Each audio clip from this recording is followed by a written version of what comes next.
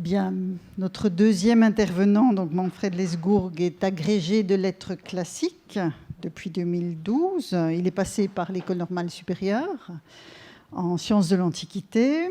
Et en 2019, il a présenté à l'Université de Nanterre, sous la direction conjointe de Christelle Muller, professeure à Nanterre, et de Pierre Bonnecher, professeur à Montréal, une thèse de doctorat sur ce dont il va nous parler cet après-midi, à savoir la construction de la parole oraculaire dans les sanctuaires du même nom, par le biais de toute une série d'agents, humains ou non humains. L'agentivité des objets est devenue un point d'intérêt aujourd'hui dans nos études.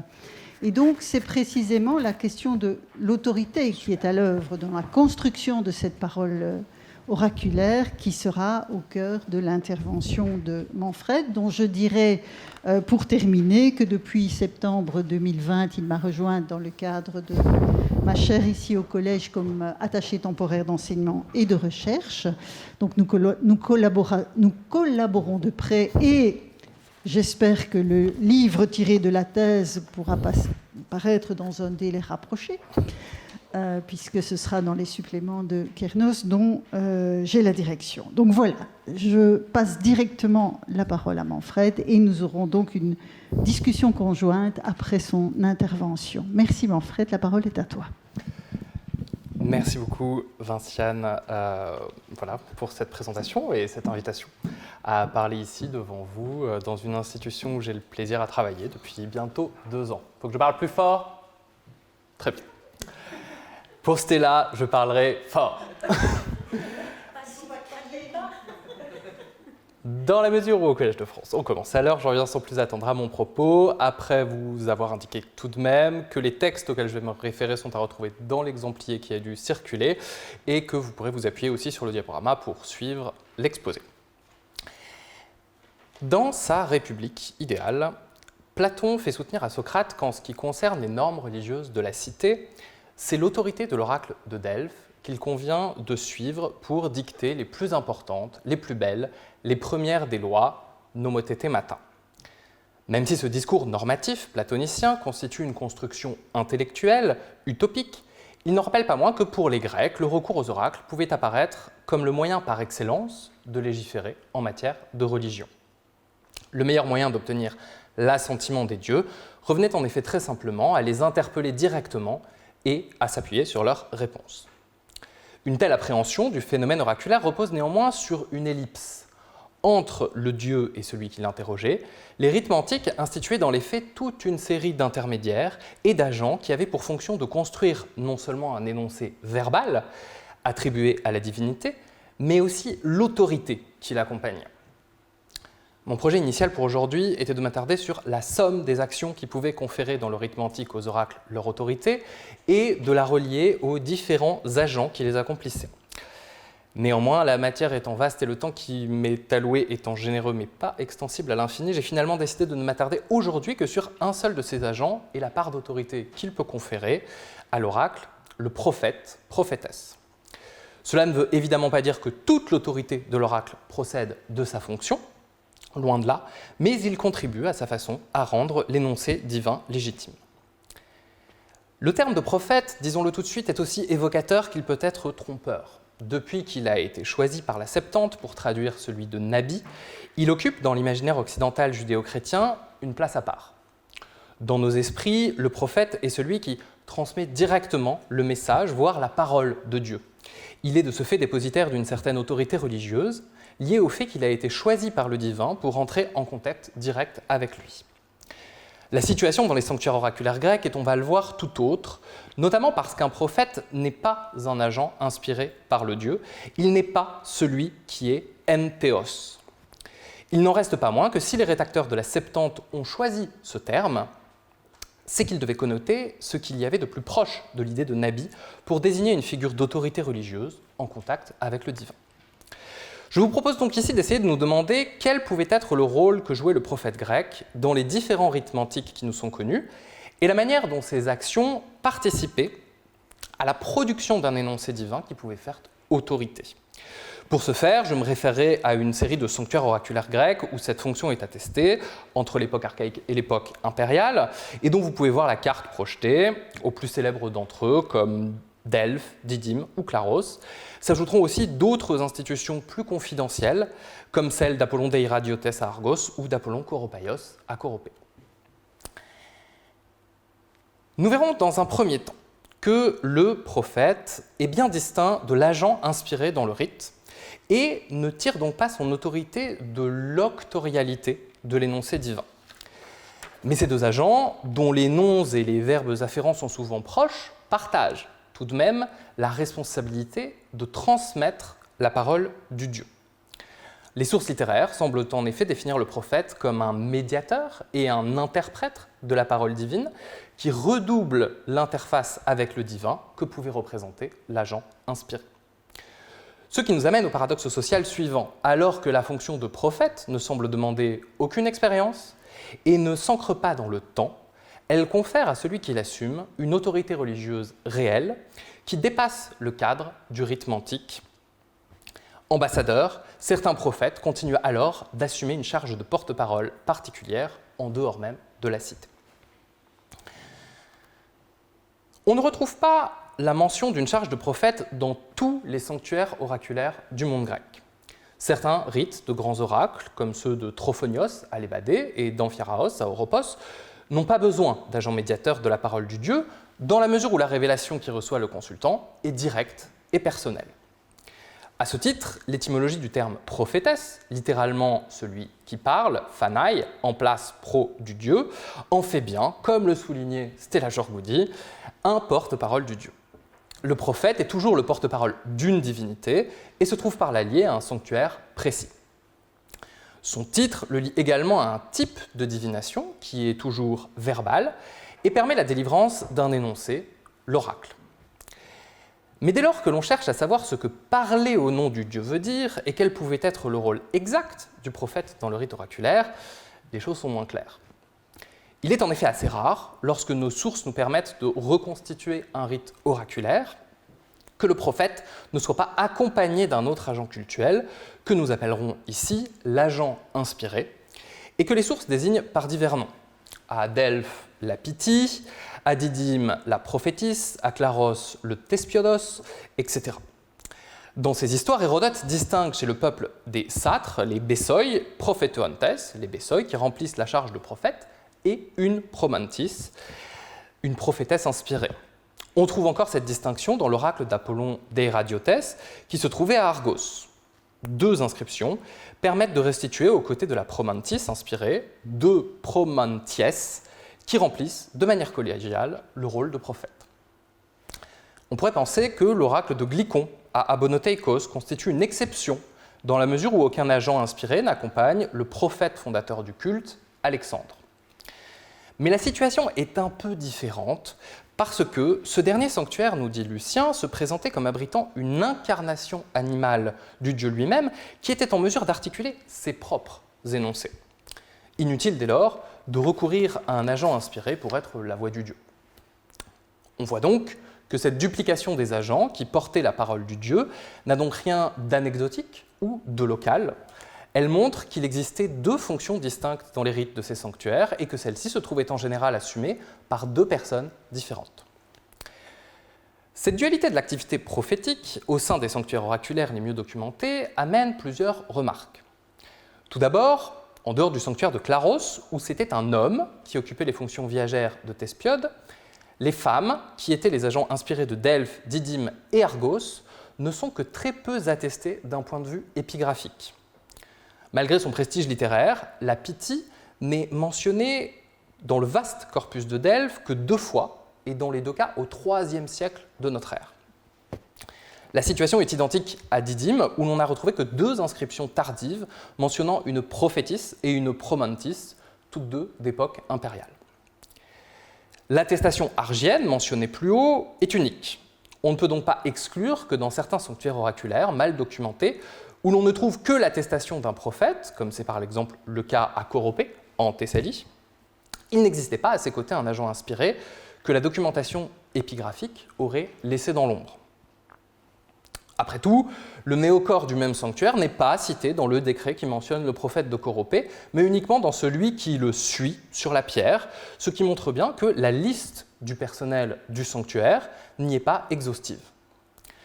Dans des cas où ce dédoublement n'est pas avéré, il peut donc être supposé.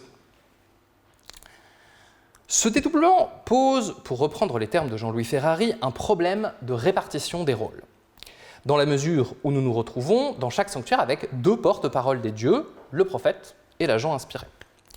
Ainsi, certains historiens ont été tentés de faire des prophètes de Delphes des personnages contrôlant les discours de la Pythie, soit pour donner forme à ce qui aurait été un murmure inaudible, soit pour lui faire dire ce qu'il convenait de proclamer. Cette théorie s'appuiera principalement sur la différence de genre entre les femmes inspirées et les prophètes masculins, mais échoue à rendre compte du fait qu'alors que les charges des premières étaient le plus souvent viagères, et donc permettaient d'accumuler expérience et autorité, les secondes n'étaient jamais qu'annuelles et ne semblaient pas demander une expertise particulière. Du reste, Aklaros, c'était aussi un homme, le Thespiode, venant d'une famille importante, qui était l'agent inspiré du rite. Une telle situation a amené certains historiens à se demander en retour si la charge de prophète n'était pas simplement une charge honorifique, sans fonction réelle à l'intérieur du rite. Mais si tel avait été le cas, comment expliquer que cette charge ne soit jamais vacante ou confiée simplement aux dieux, comme cela pouvait être le cas à Milée de la fonction de Stéphanéphore ou à Colophon de celle de Prytane. D'autres historiens encore ont voulu rabattre la fonction de prophète sur celle du prêtre du dieu, ce qui semble fonctionner pour les oracles de Didyme et d'Abonotheikos. Mais dans tous les autres sanctuaires, les fonctions de hiéros et de prophète sont distinctes, même si elles peuvent exceptionnellement être cumulées, comme c'était le cas à Claros. On voit donc que la charge de prophète est suffisamment importante dans le rite mantique pour qu'il ne semble pas possible d'en faire l'économie, mais qu'elle se trouve pour autant distincte de celle de l'agent inspiré, qui, saisi par un état d'enthousiasmos, était celui qui était en charge d'articuler le message divin. Ce n'est donc pas au moyen d'une fonction d'auteur que le prophète conférait à l'oracle son autorité. Mais alors, quelle pouvait bien être la fonction du prophète ? Admettons-le d'emblée, il n'est pas sûr que cette question puisse recevoir une réponse ferme et définitive en l'état actuel de notre documentation. En effet, si l'agent inspiré a été l'objet de toutes les attentions littéraires dès l'Antiquité et que l'on comprend bien qu'il soit celui à qui il revient d'articuler le message divin, l'activité des prophètes dans le processus de la consultation est si peu éclairée par nos sources que l'on a pu douter de leur existence dans certains sanctuaires, comme c'est le cas à Delphes. La piste la plus naturelle pour comprendre quelle pouvait être l'activité d'un prophète consiste à regarder quel sens peut avoir le verbe qui dérive du substantif désignant cette fonction, à savoir le verbe prophéto. Une telle recherche, cependant, est assez décevante. On trouve moins d'une vingtaine d'occurrences du verbe en contexte païen dans les sources littéraires allant de Pindare à l'empereur Julien, et la majorité d'entre elles, dans un usage absolu et intransitif, veut seulement dire remplir la fonction de prophète, sans plus de précision. De plus, les occurrences les plus significatives semblent faire signe vers le rôle de l'agent inspiré, qui était la prophétisse, et non de sa contrepartie masculine, qui avait une fonction tout autre. Le verbe ne désigne qu'une seule fois le fait d'être une prophétesse, c'est-à-dire un agent institutionnel inspiré. On le trouve chez Pausanias à propos de l'oracle d'Apollon d'Eiradiotes, à Argos, dont on sait que la prophétesse se trouvait accompagnée par deux prophètes masculins. Il vise peut-être ici à appuyer le caractère institutionnel du rite. Les emplois transitifs du verbe lui donnent le sens général de transmettre la parole divine. Ainsi, dans un fragment du Mélanippe enchaînée d'Euripide, des personnages féminins réclament la première part des honneurs parce que en phoibu tegar kresmois propheteux sin loxios phrenagunaikes, les femmes expriment les pensées de Loxias dans les oracles de Phoibos. Et dans Lion, le personnage principal explique à Créuse, à la recherche d'informations qui pourraient compromettre le dieu, que « Ukestinostis soi prophetosei tade » personne ne te prophétisera cela. Aucun de ces deux exemples ne permet vraiment d'aller au-delà de l'idée d'une transmission de la parole du dieu par une instance d'autorité mantique, même si la dernière semble esquisser qu'il existait une responsabilité dans le fait de rendre un oracle. Restent 4 exemples plus philosophiques. Malheureusement, aucun d'entre eux ne permet vraiment d'aller plus loin que l'idée du passage d'une connaissance du divin vers l'humain. Les 2 plus anciens sont, pour ne rien arranger, métaphoriques et désignent l'état de mania et l'âme.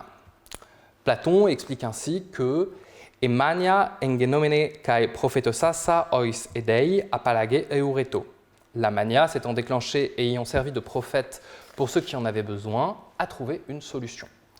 Tandis que chez Aristote, egon psyche, theio psyches omati tateia katalabomene toiste anthropois prophetousa, l'âme, donc, ayant saisi de son œil divin les choses divines, a servi de prophète aux hommes. Dans sa théorie matérialiste de l'inspiration, Plutarque utilise une fois le terme pour expliquer que si les facultés humaines se trouvent bien accordées à l'état dans lequel se trouve le souffle divin, entois propheteusin ananke ginestai ton enthusiasmon. Il est nécessaire qu'il y ait enthousiasme chez ceux qui prophétisent. Encore Philostrate enfin, mais dans la bouche d'un admirateur d'Apollonius de Tyane, des considérations sur l'importance d'être pur pour celui qui se fait prophète. Encore une fois, la réalité que recoupe le terme est assez large. Il s'agit de thématiser le lien que la divination permet d'établir entre les hommes et les dieux à travers un prophète ou un agent inspiré. D'un point de vue épigraphique, la moisson peut paraître plus importante, mais le terme a systématiquement le sens d'endosser la charge de prophète, que ce soit à Didyme, à Claros ou encore à Adrianoi au nord de la Phrygie. L'approche verbale de la fonction de prophète apparaît donc comme une impasse pour distinguer l'action du prophète de celle de l'agent inspiré. La plupart des occurrences tendent à souligner soit qu'il existait une complémentarité entre ces 2 agents, soit que la charge de prophète conférait bien un statut particulier, reconnu à travers le monde grec, et d'où pourrait être tirée une certaine autorité. La deuxième approche, pour essayer de comprendre quelles pouvaient être les fonctions du prophète au sein du rite oraculaire, consiste à chercher dans les contextes où le terme se trouve employé d'autres informations sur les activités qui pouvaient être les siennes. Disons-le tout de suite, aucune des sources antiques ne présente de manière explicite quel pouvait être ce rôle. Tout au plus, pouvons-nous reconstituer des pôles d'activité auxquels les représentations culturelles des anciens associaient les prophètes de manière plus ou moins stable dans le temps. Ce n'est donc qu'à la figure imaginaire du prophète que nous avons accès. Figure qui peut avoir été l'objet d'interprétations singulières chez les différents auteurs qui nous intéressent et dans différents contextes cultuels. Celle-ci apparaît structurée autour de 2 activités distinctes. Une première de communication de la parole de Dieu et une seconde d'interprétation des arrêts divins. Ces 2 axes de lecture de la fonction prophétique appellent une autre précaution d'ordre méthodologique. Il est en effet essentiel à la bonne compréhension de la fonction de prophète de ne pas projeter sur ces activités des idées préconçues sur la divination antique. On évitera ainsi de déduire que le fait qu'on ait pu interpréter des oracles signifiait qu'en général, les messages divins n'étaient pas clairs. Que l'utilisation de plusieurs agents pour relayer la communication divine dans le rite s'explique par la nécessité de modifier en plusieurs étapes la forme de l'oracle, ou encore qu'un agent cultuel doive nécessairement avoir passé une longue période de temps dans une fonction pour être perçu comme un expert religieux susceptible de répondre aux interrogations des fidèles. Ces idées sont pleines de bon sens, mais tout rite possède une part d'arbitraire qui le légitime comme divin, précisément parce qu'il contrevient au bon sens. Il s'agit donc d'établir principalement ce que les sources nous disent des fonctions de prophète. Sans surprise, le prophète, qui appartient à des sanctuaires où se déroulent les rites divinatoires, intervient tout d'abord dans la mise en place de la communication avec le Dieu. Néanmoins, le rôle exact qu'il joue dans cet échange n'est jamais vraiment clair. Les informations les plus directes que nous ayons concernent des oracles où les questions posées à la divinité se trouvaient mises par écrit. À Abonoteikos, les 2 seuls moments du rite que nous décrit Lucien sont ceux de la remise de la question cachetée à Alexandre, qu'il emportait ensuite dans l'Adytone, et de la restitution par le même prophète du papyrus où avait été ajoutée la réponse. Cette pratique fait écho à un autre extrait du Satyriste, à la fin de l'Ami du mensonge, où le superstitieux Eucrate décrit la consultation de l'oracle de Malos en ces termes. Cet oracle rend des oracles clairs, répondant mot pour mot aux questions que l'on transmet aux prophètes après les avoir écrites sur une tablette. Malgré le caractère satirique de l'extrait, rien ne permet de discréditer totalement la parole de Crate dans cette description. Aucun de ces éléments, présentés comme factuels par un homme certes superstitieux, mais qui se veut un expert des choses sacrées, ne semble incorrect. Dans les deux cas, le prophète se présente comme celui auquel on adresse en remettant une requête écrite pour le Dieu. Il s'agit donc d'une charge d'intermédiaire. Comme l'a cependant très bien souligné Matthieu Labadie, Lucien rapporte à ses lecteurs que le fondateur du sanctuaire dédié à Glycon s'était inspiré du fonctionnement de l'oracle de Malos pour, dit-il, mettre en scène des consultations truquées dans son temple d'Abonoteikos. Il ne serait pas impossible cependant que ce trait de l'activité du prophète ne soit propre à ces deux sanctuaires, bien que la description par Tacite du rite oraculaire de Claros s'en rapproche. Mais ces sources montrent surtout que transmettre le message peut être tout aussi important que de le produire.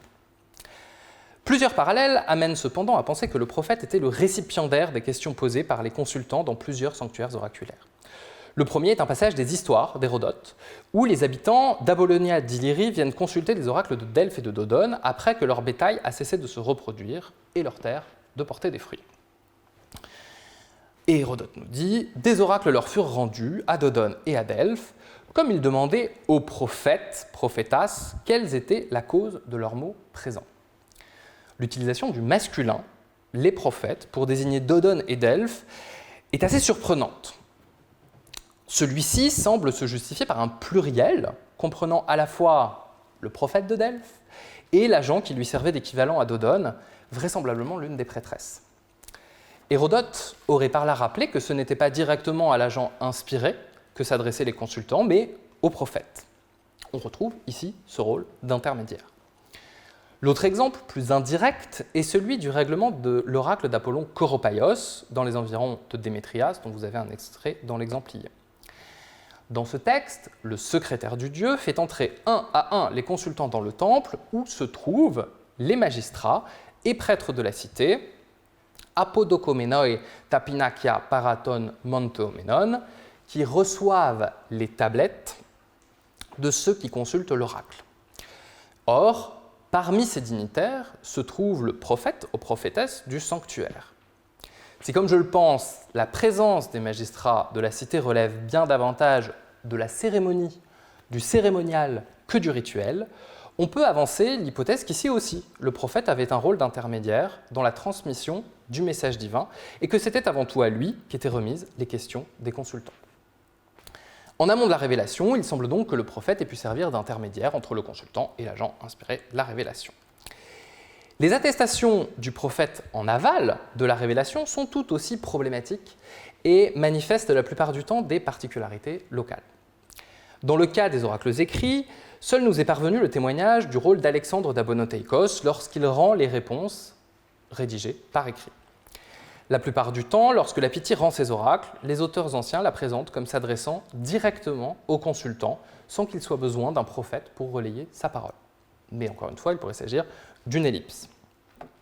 L'épisode de la consultation de l'oracle d'Apollon Ptoios par Mis, qui met par écrit ta legomena upotu prophétéo, ce qui a été proféré par le prophète, représente le seul cas de divination inspirée à ma connaissance où le prophète, s'il est distinct du probantis dans ce texte problématique, est représenté comme répétant les mots d'un agent inspiré lors du rite, sans en modifier la forme et sans que le premier énoncé, entendu par le consultant, soit modifié. Mais cette répétition par le prophète pouvait aussi porter en elle sa propre autorité. En étant repris donc par le prophète, les mots de l'agent inspiré auraient en quelque sorte fait l'objet d'une validation institutionnelle, sans laquelle l'oracle n'aurait pas eu le même poids, et sans non plus qu'il n'ait été nécessaire de modifier les mots de la prophétesse ou de l'agent inspiré. Soulignons également que les théories selon lesquelles les oracles auraient été énoncés par l'agent inspiré puis mis en vers par les prophètes ne reposent sur aucune source ancienne tangible. Le rôle exact que remplissait le prophète dans la communication avec le Dieu semble donc ici un peu s'éclairer. C'était vraisemblablement à lui que le consultant s'adressait, oralement ou par écrit, pour transmettre de manière rituelle ses interrogations au Dieu, mais on ignore de quelle manière le message se trouvait ensuite communiqué à l'agent inspiré, qui pouvait tout aussi bien être présent aux côtés du prophète. L'important ici est son rôle rituel d'intermédiaire. Rien ne permet d'indiquer de façon sûre, ni d'exclure, que le prophète ait eu un rôle similaire dans la transmission du dit message divin au consultant. Si tel était le cas, le prophète aurait alors eu une fonction d'interface avec le divin, présentifiée dans l'état d'enthousiasme de l'agent inspiré, et d'homologation institutionnelle du message du Dieu.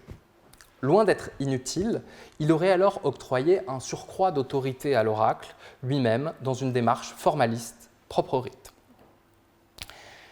La deuxième activité à laquelle est associé le titre de prophète dans notre documentation est celle d'interprète de la volonté des dieux. Cette idée se trouve principalement développée dans le corpus platonicien qui fait dans le Timée la description suivante de la fonction de prophète. Voici une preuve suffisante que c'est à la partie déraisonnable de l'homme que le Dieu a fait présent de l'art divinatoire, mantike. En effet, personne n'atteint à un art divinatoire divin et vrai quand il est en pleine possession de son esprit, en nous. Cela n'arrive au contraire que quand la puissance de l'esprit humain se trouve entravée par le sommeil ou la maladie, ou lorsqu'elle se trouve altérée par l'état d'enthousiasme, diatina enthousiasmon parlatsas. A l'inverse, il appartient à l'homme dans son bon sens de méditer d'une part, après qu'elles ont été rappelées, les choses qui ont été énoncées, dans un état de veille ou de sommeil, sous l'influence d'une nature mantique et enthousiaste, et d'analyser au moyen de la logique toutes les visions qui sont apparues pour savoir ce qu'elles signifient et pour qui elles sont le signe d'un bien ou d'un mal, qu'elles concernent l'avenir, le passé ou le présent. C'est pas fini. Tant que celui qui est dans un état de mania reste dans celui-ci, sa tâche n'est pas de juger ce qui lui apparaît ou ce qu'il entend. Le vieux dicton est bon qui dit que ce n'est qu'à celui qui est dans son bon sens qu'il convient de mener à bien et de connaître ses affaires et sa personne. C'est la raison pour laquelle la loi a établi la corporation des prophètes, toton propheton genos, comme juge des oracles inspirés.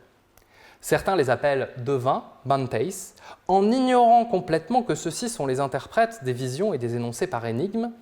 Et ce n'est pas devins, mais prophètes des déclarations oraculaires, prophetae de mantomenon, qu'il faudrait les appeler en toute justice. Cette définition, l'une des plus longues et explicites que l'on ait conservée sur le rôle du prophète, mais aussi l'une des plus générales, mérite qu'on lui prête attention tout en l'abordant avec précaution. Loin de constituer une description objective des pratiques mantiques, il s'agit bien en effet d'une démonstration philosophique, dont la finalité est de justifier le bien fondé d'un système de valeurs qui est celui de Platon. Il est donc nécessaire d'essayer de distinguer ce qui dans ce texte relève de l'axiologie platonicienne, de ce qui représente la trace de pratiques effectives sur lesquelles s'appuie le raisonnement du philosophe et qui se trouvent susceptibles de nous informer sur les fonctions qui étaient celles du prophète. L'extrait en question se situe dans une description physiologique de l'homme où Platon défend l'idée que l'âme humaine a été placée par les dieux dans le thorax et que la division en deux de ce dernier par le diaphragme correspond à une séparation des organes entre ceux qui abritent la meilleure portion de l'âme au-dessus de lui et ceux qui en abritent la pire en dessous. Le foie, qui joue ici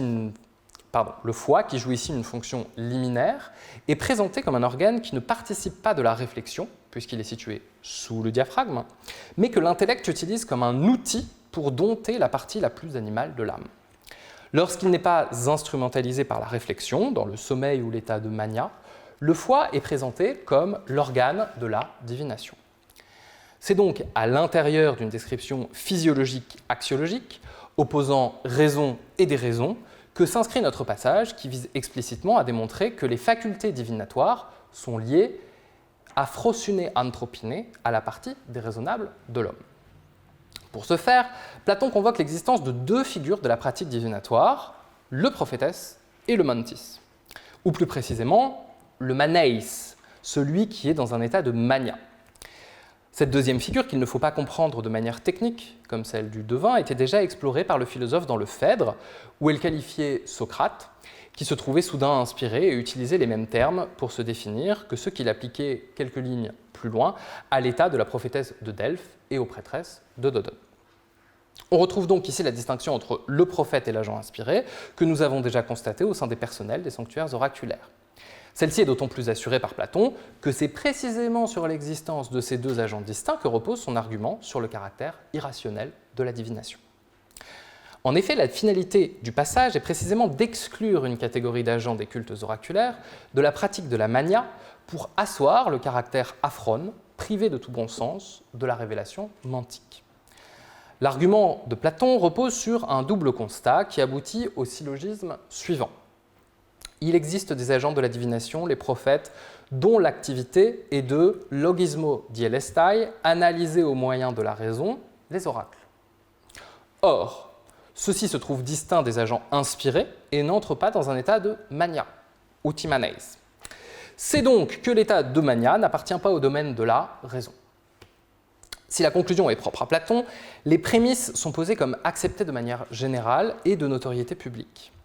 Malgré les abus de langage de certains qui pouvaient amalgamer les noms de prophètes et de devins, vraisemblablement Platon vise ici les poètes tragiques, l'existence de deux activités distinctes n'apparaît pas comme discutable dans cet extrait, qui précise que celle-ci fait même l'objet d'une distribution normative d'un nomos.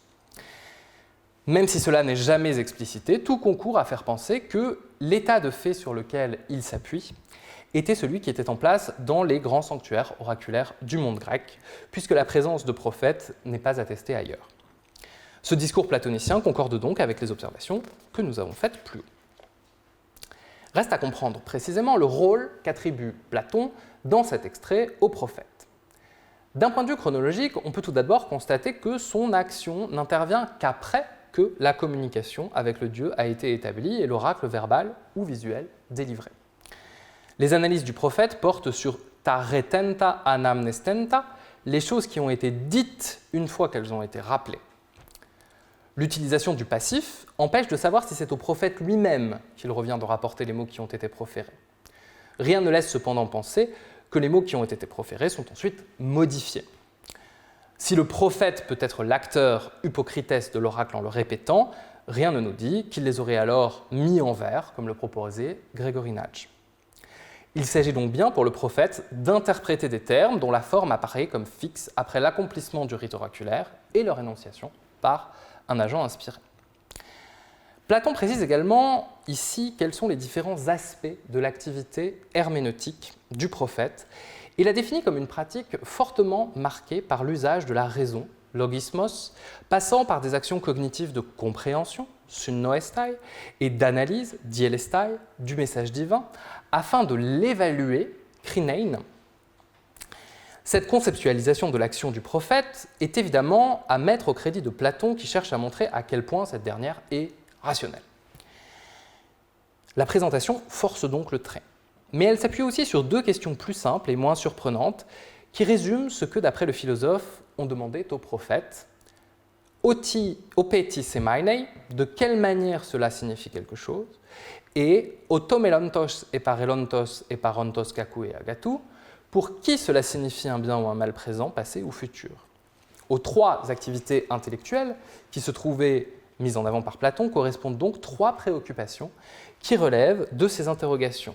L'une concernant la signification de la prédiction, l'autre demandant un éclaircissement du contexte, la troisième enfin s'intéressant à la dimension propice ou non de la prédiction. Les prérogatives interprétatives du prophète apparaissent donc comme relativement étendues, ce qui n'est pas nécessairement étonnant. Suivant le message que délivrait le Dieu, les questions des consultants devaient être de nature assez différente.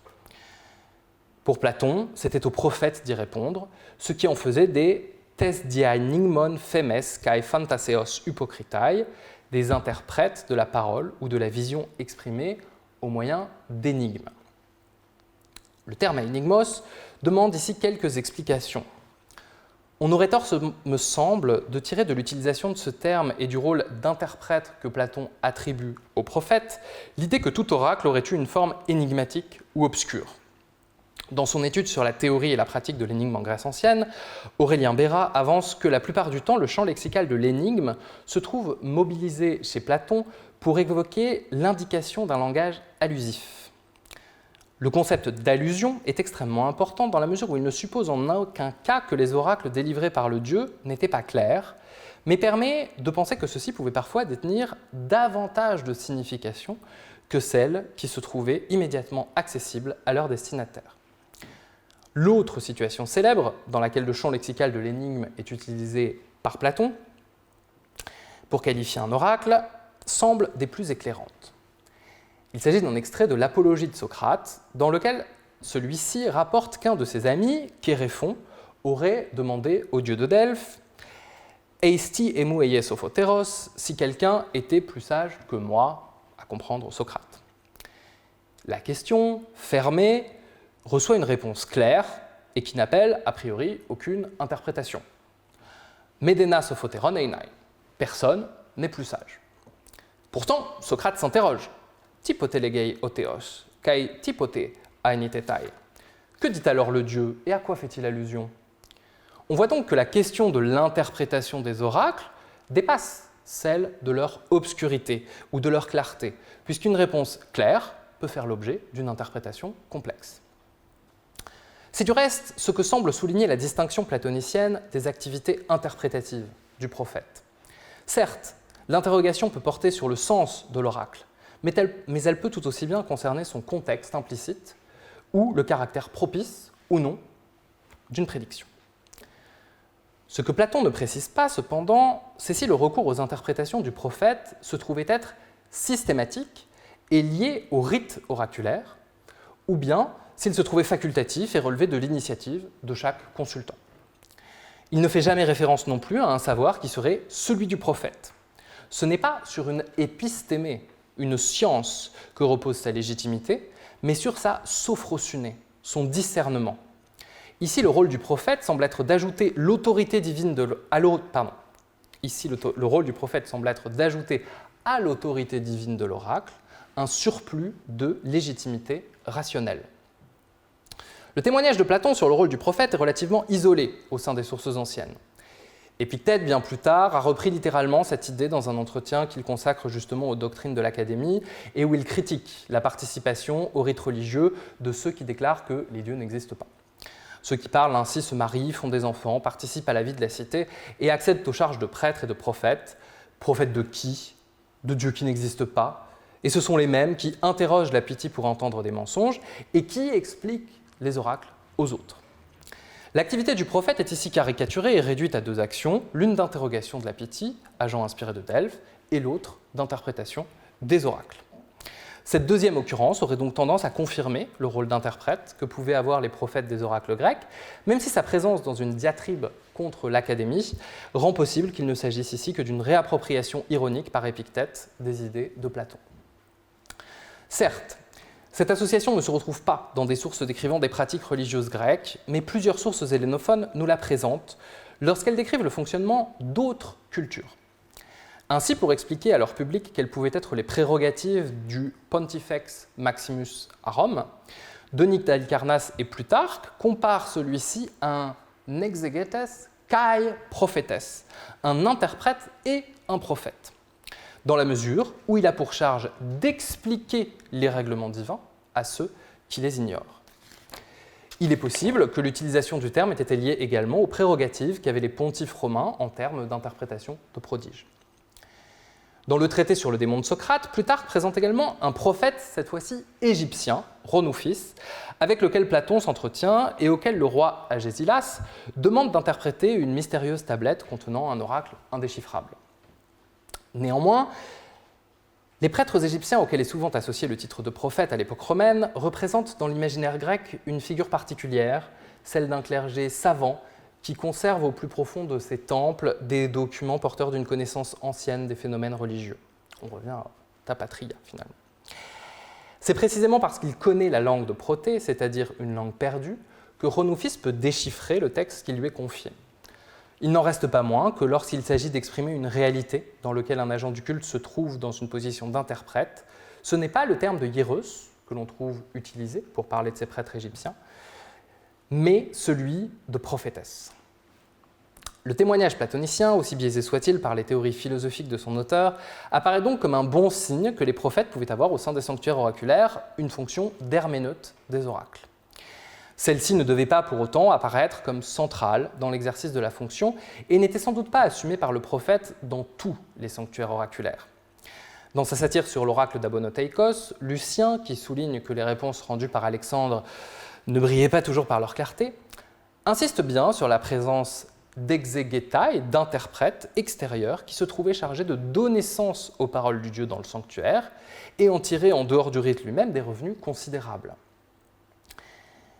Mais dans la mesure où Lucien opère une satire, on ne saurait dire s'il attaque Alexandre pour ne pas savoir faire ce que doit faire un prophète, c'est-à-dire interpréter les oracles, ou si ce n'était donc pas au prophète qu'il revenait d'interpréter les mots du dieu Glycon dans ce sanctuaire. Soulignons du reste que les deux idées ne sont pas contradictoires. Il pouvait exister plusieurs niveaux d'interprétation qui chacun avait leur propre degré d'autorité. Les mentions de la fonction de prophète dans les sources épigraphiques ont beau ne pas être rares, elles n'apportent qu'assez peu d'informations sur le rôle que ce dernier pouvait jouer à l'intérieur du rite oraculaire, ce qui n'est somme toute qu'assez peu étonnant. Elles n'en permettent pas moins de confirmer l'autorité que pouvait avoir le personnage dans le rythme antique et en dehors, quand il est le premier à être notamment indiqué dans des listes.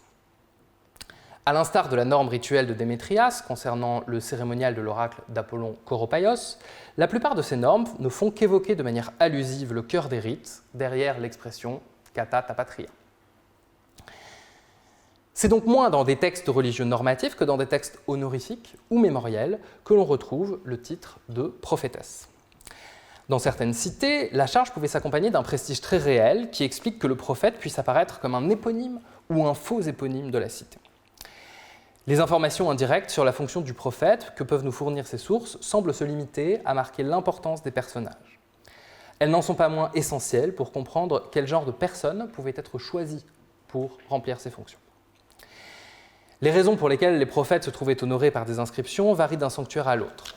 À Didyme, chacun d'entre eux était gratifié à la sortie de sa charge annuelle d'une inscription qui commémorait son passage à la tête de l'institution. Ces textes précisaient tous les honneurs qu'ils avaient pu recevoir, les circonstances de leur élévation à ce poste quand elles étaient flatteuses, et le cas échéant, les dépenses extraordinaires qu'ils avaient pu réaliser au sein de ce qui s'apparente à une véritable liturgie. Aucune des nombreuses inscriptions retrouvées dans le sanctuaire ne mentionne cependant la place que le prophète pouvait avoir exactement dans le rite oraculaire. La situation est la même pour le sanctuaire oraculaire d'Apollon d'Eriadiotes à Argos, où la seule action que l'on connaisse des promanties consiste en la supervision, avec les secrétaires des dieux, de travaux de réfection du sanctuaire. C'est dans les deux cas pour leur capacité à financer le culte que les porte-paroles des dieux sont honorés. La responsabilité des prophètes ne se limitait cependant pas toujours au cadre du sanctuaire de la divinité à laquelle ils étaient attachés, et on retrouve plusieurs cas où ceux-ci assument une charge d'ambassadeur de leur cité. À la fin du IIIe siècle avant Jésus-Christ, un décret d'Oropos nous apprend que ten polin acrafieion apostelae presbetas tres sandras tous dialexumenus meta tu hiereos kai tu prophetu prostas poleis tas en te Béotia.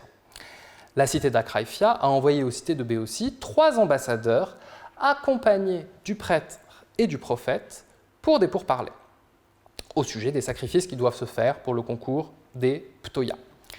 Les 2 représentants du clergé apparaissent ici comme les membres de droit d'une ambassade sacrée visant à obtenir que les cités participent aux concours locaux en augmentant leur contribution.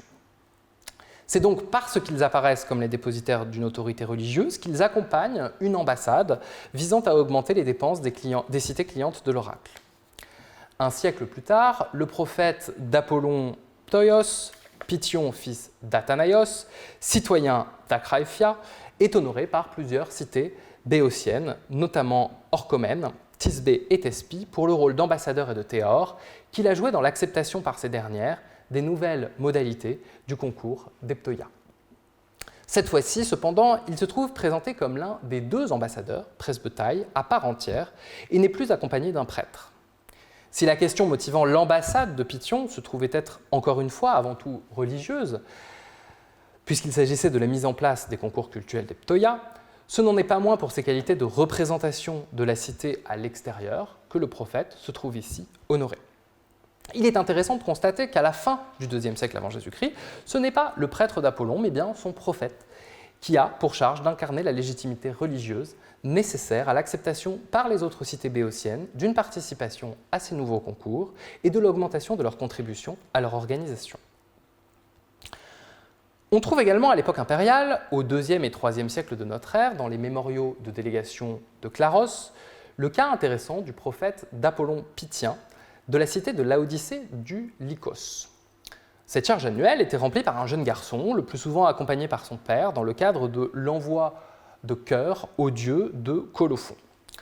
Comme le soulignait Louis Robert, il s'agissait vraisemblablement d'une liturgie qui se trouvait financée par la famille du jeune homme. Il ajoutait « Nous voyons le jeune prophète et ses acolytes non point présider à des oracles dans le sanctuaire de son dieu Apollon Pythien, mais aller quérir régulièrement ceux de l'Apollon de Claros. Cela ne semble guère compatible avec la tenue régulière d'un oracle à la Odyssée. Le prophète d'Apollon Pythien sert en somme d'intermédiaire pour la divination. Il va quérir, rapporter et communiquer les oracles d'Apollon Clarien. Il y aurait donc eu dans l'ambassade de Laodicée du Lycos un redoublement de l'interface qu'incarnait le prophète entre la cité qui consultait et le dieu de Claros. La question adressée à la divinité et sa réponse serait donc successivement passée par le prophète du sanctuaire, puis celui qu'envoyait la cité de Carie. La démultiplication d'une même fonction n'a en soi rien d'incongru et montrerait bien quelle était la place des prophètes dans la transmission de la parole divine. Il n'est donc pas difficile de souscrire à la reconstitution de Louis Robert. Faut-il cependant aller jusqu'à penser que ces consultations faites par un prophète dans le sanctuaire d'un dieu qui n'était pas le sien puissent justifier l'idée qu'il n'y avait pas de rite oraculaire à la Odyssée ? Un élément empêche d'être aussi affirmatif. L'épiclèse d'Apollon, dont ces jeunes garçons sont les porte-paroles, est bien celui de Pythios, et non celui de Clarios. Il se rattache donc bien à un culte local, dont Louis Robert lui-même a souligné la vivacité.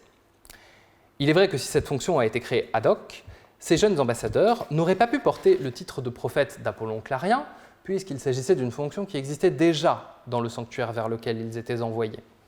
Mais d'une part, rien n'interdisait dans la religion grecque aux prêtres d'un dieu de consulter une divinité différente de celle qu'ils servaient. Et nous ignorons tout, d'autre part, des liens qui pouvaient relier historiquement le culte d'Apollon Pythios et d'Apollon Clarios et justifier ces délégations annuelles. Rien ne permet donc d'affirmer que la charge du prophète de Laodicée se limitait aux ambassades sacrées. Mais si tel était le cas, elle matérialiserait un peu plus cette fonction d'interface officielle de la consultation que l'on a pu voir plus haut.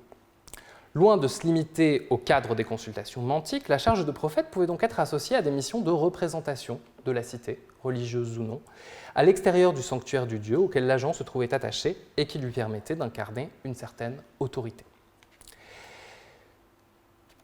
Que reste-t-il pour le prophète dans le rite oraculaire ? Le rôle des prophètes dans le rite oraculaire apparaît donc comme bien complexe à établir, moins parce qu'il a pu faire l'objet de variations locales dans les différents sanctuaires du monde grec, que parce que son rôle devait apparaître comme allant de soi pour les anciens, et que nos sources ne le closent par conséquent que très peu.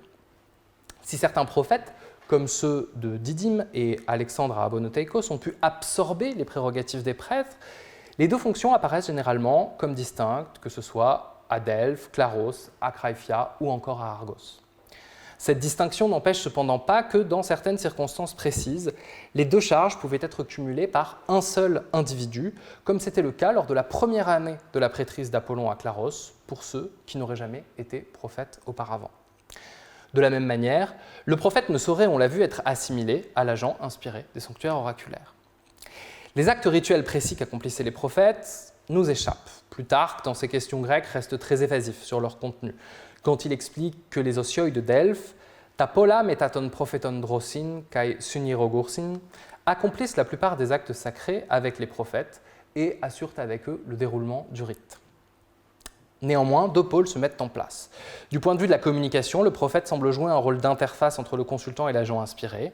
La question qui se pose alors est de savoir, pour reprendre la distinction de Bruno Latour, s'il jouait dans la transmission de ce message un rôle d'intermédiaire, qui ne modifiait en rien le message, ou de médiateur, qui en transformait la forme, voire le contenu. En l'état de la documentation, on ne peut apporter ici de réponse stricte, mais on doit souligner qu'il n'est pas nécessaire de penser que la répétition de l'oracle par le prophète ait eu à en transformer le fond ou la forme. La simple proclamation par cet agent cultuel pouvait très bien se justifier en créant, de manière aussi artificielle que ce puisse nous paraître, un pont entre le consultant et l'agent habité par le dieu dans un état d'enthousiasme. À défaut de conférer à l'oracle l'autorité de l'auteur, il lui aurait conféré celle de l'autorisation institutionnelle. Nul n'est besoin de se lancer dans une théorie d'oracle versifiée par le prophète. Elle ne répond in fine qu'à l'idée reçue d'une incapacité des agents inspirés, souvent féminins, à maîtriser la versification.